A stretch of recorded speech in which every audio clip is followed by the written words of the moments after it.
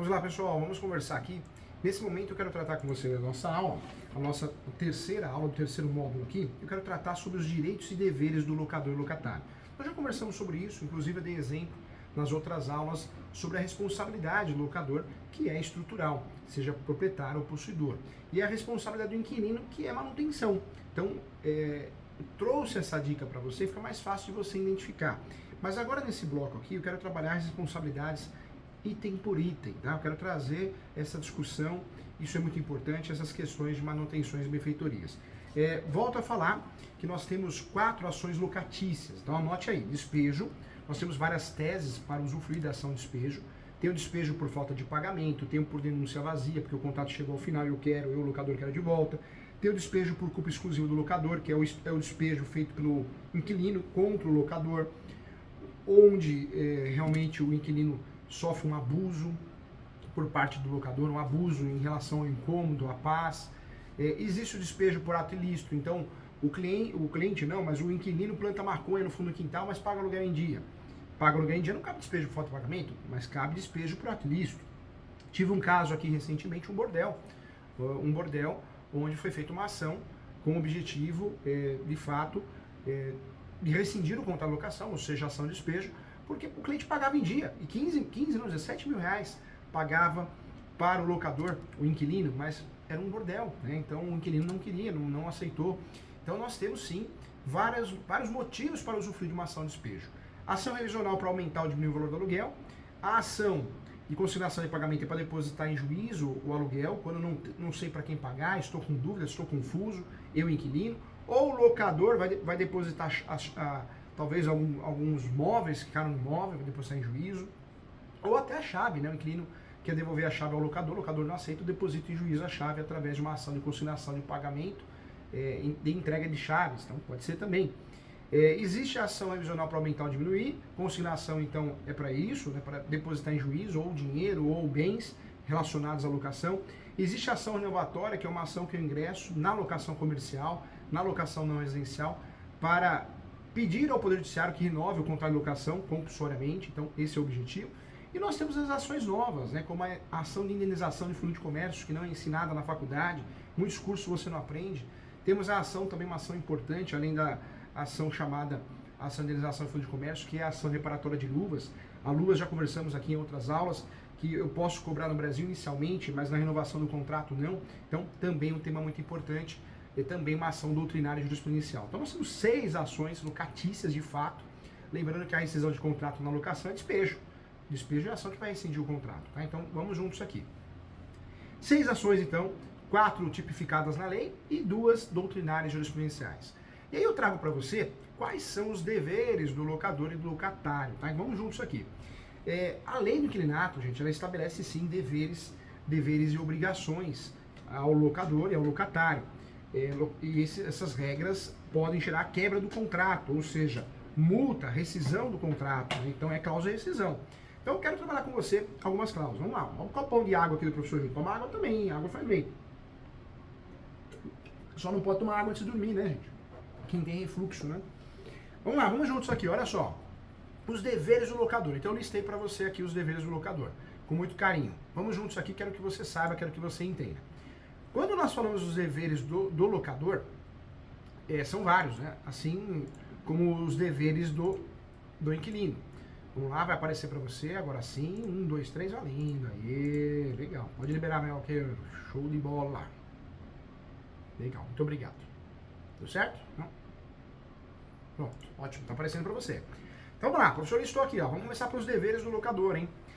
Vamos lá, primeiro dever do locador, entregar ao locatário o imóvel em um bom estado, antes de ser alugado, ok? Vícios estruturais, responsabilidade do locador, dever do locador. Manutenção do inquilino. Vamos lá, próximo, garantir durante o tempo de locação o uso pacífico do imóvel locado. Então, eu não posso ficar pentelhando o inquilino, eu aluguei para ele, agora toda hora eu quero fazer vistoria, toda hora eu quero arrumar alguma coisa, eu quero fazer uma reforma, uma manutenção, se for algo autorizado pelo inquilino, algo necessário para a segurança das partes, tudo bem, senão não, hein? Então cuidado. Mais uma garantia, mais um dever do locador, hein? Manter durante a locação a forma e a destinação do imóvel residencial por temporada ou comercial. ou eu faço uma locação de imóvel misto, né, uma locação mista, não imóvel não é misto, mas a locação mista, ou eu não posso fugir da finalidade do contrato. Então, o dever do locador também. Responder pelos vícios ou defeitos anteriores à locação da locação atual. Também fornecer ao locatário, caso ele solicite, descrição minuciosa do estado do imóvel, com os eventuais defeitos expressos claramente.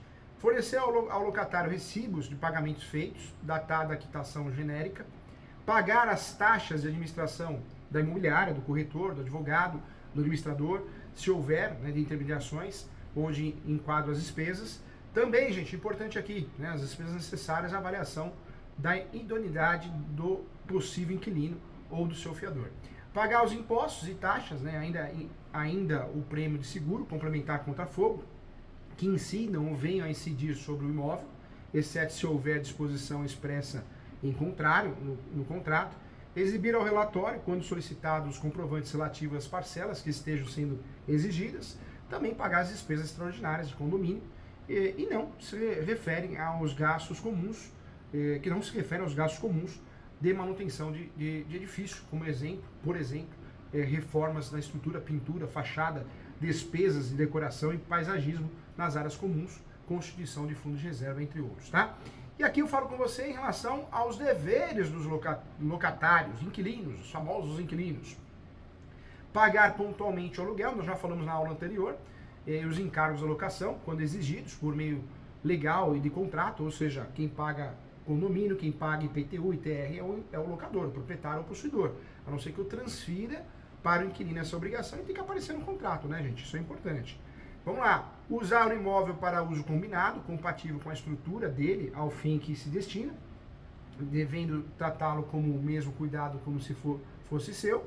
Devolver o imóvel ao fim da locação, no estado em que recebeu, constatado em vistoria, salvo os desgastes naturais decorrentes.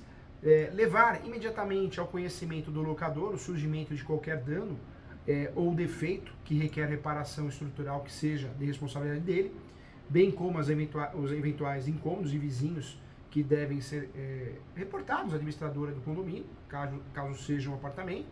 Também realizar a imediata reparação dos danos verificados no imóvel ou nas suas instalações provocadas por si, isso é importante também, seus dependentes, familiares.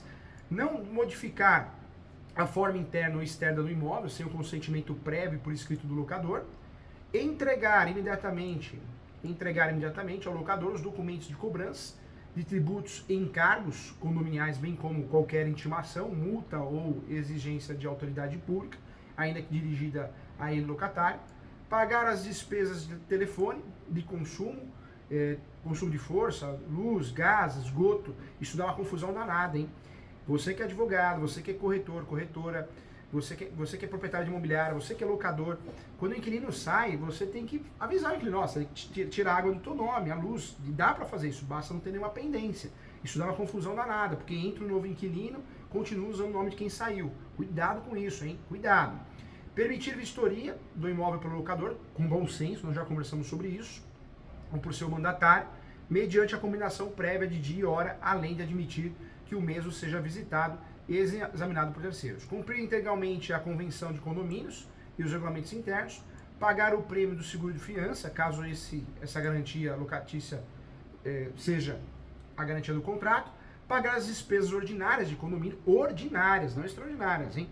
Necessárias à administração, como por exemplo, despesas com consumo de água, luz, gás, das áreas comuns, como limpeza, conservação e outras áreas. E rateios, saldo devedor referentes a períodos da locação, entre outras, tá? Então, pronto, aqui ó, nós falamos tudo, hein? Tudo sobre deveres, os deveres do locador, nós falamos agora há pouco, e falamos dos deveres do locador e do locatário. Então, nós falamos aqui conforme a lei, o que aparece na lei. Então, importante estudar, importante se atualizar nesse sentido. Isso aqui é o básico, hein? Claro que não é... professor, a lei do inquilinato ela é taxativa. Não é não, gente. Não é taxativa. Na verdade, nós temos aí exemplos, mas não é taxativa não, tá? Taxativa igual uma ação rescisória, uma rescisória do 966, que é taxativa, é só aquilo. Não, aqui são exemplos. Então, fique atento em relação a isso. Quando nós falamos de locação, é o mínimo, né? Eu preciso respeitar, preciso tomar cuidado em relação ao que eu estou fazendo. Eu posso incluir essas obrigações, esses direitos, deveres e obrigações no contrato. Tem gente que não, fala que não precisa. Eu gosto muito, vou lá nas disposições gerais e faço a inclusão, porque faz toda a diferença, né? Faz toda a diferença para evitar dor de cabeça, dúvidas em relação a manutenções, benfeitorias, reparações. Eu trago para você, gente, que você que é advogado, advogada, corretor, corretora que está me assistindo, não pode ficar em cima do muro, viu? A pior situação para quem faz administração de imóveis é ficar em cima do muro. Você tem que ser firme. Vícios estruturais, quem que é? Quem? Estruturais, locador. Acertou. Vícios de manutenção, quem? Inquilino. Não pode gaguejar, senão ninguém quer pagar, ninguém quer assumir uma responsabilidade. O ser humano é assim, todo mundo quer jogar a responsabilidade para o outro. Então, eu preciso, quando eu faço administração, peraí, estrutural é seu. Quer um exemplo? Um processo recente aqui do escritório, uma moça queria entrar com uma ação, a locadora, contra o inquilino, porque tinha, na verdade, um vazamento.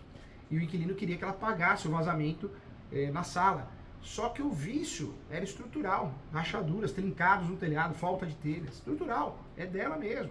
Agora, se eu tenho uma calha que está entupida por falta de manutenção, aí já não é estrutural, aí já existe uma discussão, aí o ideal é que quem pague isso é o inquilino, porque é falta de manutenção. Então, cuidado, fique atento, tá bom? Um detalhe muda tudo, muda inclusive a responsabilidade, é isso que o perito vai analisar em um processo desse, tá bom? Até já, até a próxima aula.